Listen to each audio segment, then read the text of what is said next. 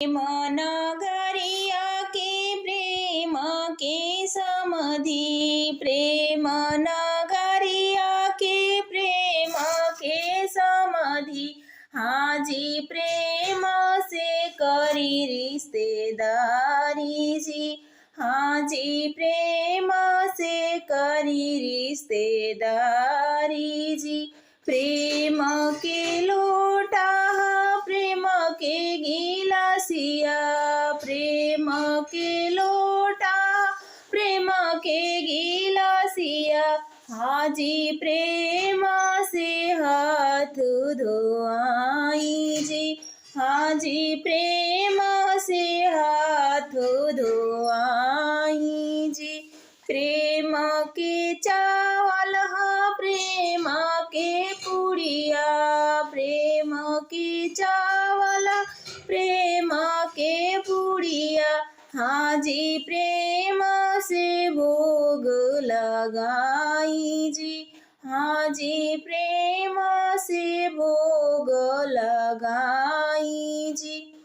हंडा भरल हम चावल परोसिला, हंडा भरल हम चावल परोसिला। हंडा भरल हंडा दलिया सीताराम सेवन। अब हंडा भरल हंडा दलिया सीताराम से। पेट तुहरे भरल की नाही हो समाधि साले, पेट तुहरे भरल की नाही हो समाधि साले।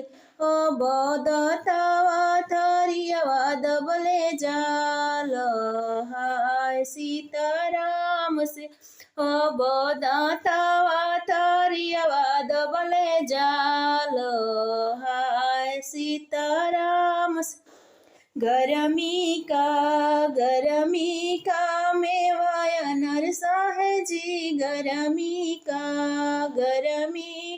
मेवा अनरसा है जी। गरमी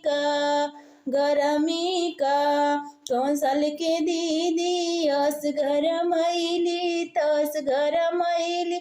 लहंगा काढ़ बेड पे धैली, चोली काढ़ खटी पे टंगली। लोटा के पानी सिरहाने रखली, करवट रहली उत हो गई। गरमी का मेवा अनरसा है जी, गरमी का। दुअरे पर लोटा चमा चमा चमकेला, दुअरे पर लोट चमा चमा चमकेला। हाजी धोई ना समाधि पाँचों भाई हाय सीताराम सेवन।